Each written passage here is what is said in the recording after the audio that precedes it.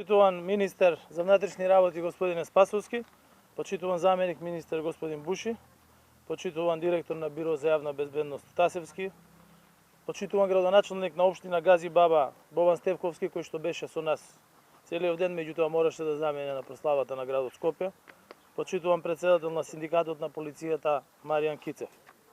Вистинска грижа за вработените, за граѓаните, за развојот на државата и општеството се гледа преку конкретни дела.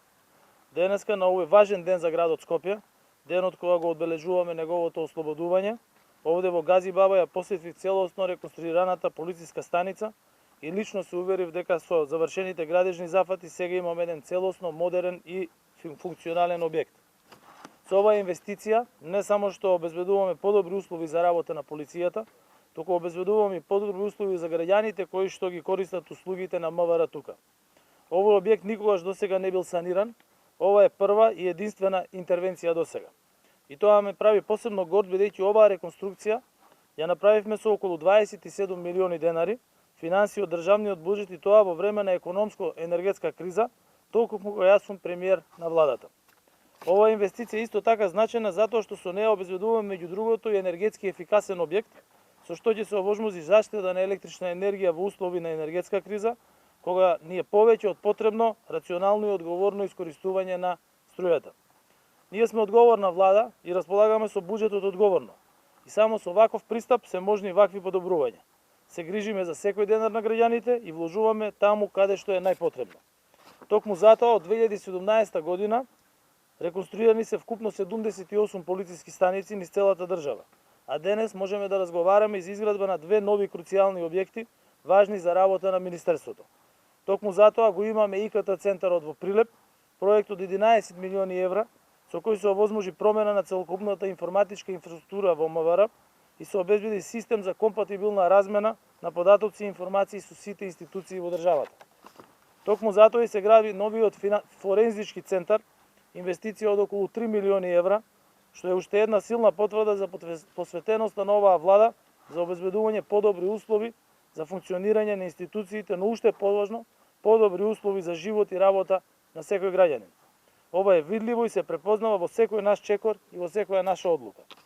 Одговорното менаџирање на буџетот се огледа и во фактот дека во време на толку голема криза успеавме да обезбедиме изголемување на платите на вработените во МВР, така да во периодот од 2018 до 2022 година платите на сите вработени на МВР се зголемени 3 пати за по 5%. Посебно значено е што ја зголемивме основната компонента за полицаец, нешто што е направено за прв пат од независноста наваму. Дополнително со последните усогласувања предвидено е со законот за минимална плата, платите во МВР за најниското платено место согласно систематизацијата се над предвидената минимална плата. Но можеби најважниот момент е што отворен диалог со репрезентативниот македонски полициски синдикат со најновиот колективен договор овозможува подобар социјален статус преку повеќе програми и нивоа и обезбедува поголема мотивираност на припадниците на МВР и повисоки резултати во работењето. Јас сум навистина почестен што денес сум тука, меѓутоа имам огромна почит за нашата полиција. Тие работат едно од најтешките работи и задачи во државата. Голем дел од времето во многу опасни услови. И јас како премиер и ние како влада сме целосно посветени да им обезбедиме достоинствени услови за работа и секако да имаат почит достоинствена за нив во општеството.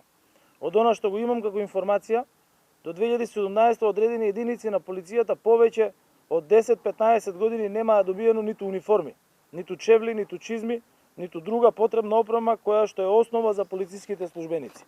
Затоа си земавме за обврска да го поправиме тоа и на повеќе наврати изминативе 5 години набавивме униформи и друга потребна опрема за полицијата во вредност од над 10 милиони евра. Во кратките 5 години од полициски службеници кои беа доведени во состојба на субстандардни услови, без потребна опрема и униформи, создадовме мотивирана и задоволна полиција која работи во интерес на граѓаните и државата. И реков дека никој нема да биде оставен сам и тоа се однесува и на полицијата. Тие се исклучително важна алка во општеството. Со реформите кои ги спроведуваме денес, полицијата е заштитник на безбедноста на граѓаните, државата и демократијата. Заврши времето на политичка злоупотреба. Денес со вложен огромен труд и посветеност имаме професионална, департизирана полиција и на тоа сум исто така особено горд. После сите премрежја кои што ги имавме како држава, овие реформи и инсистирање на професионализација на полицијата е наш влог во иднината и во развојот на демократијата и државата воопшто. На крај би сакал да изразам огромна благодарност, но и честитки до припадниците на МВР за постигнатиот напредок во безбедноста и справувањето со криминалитетот. Ви благодарам.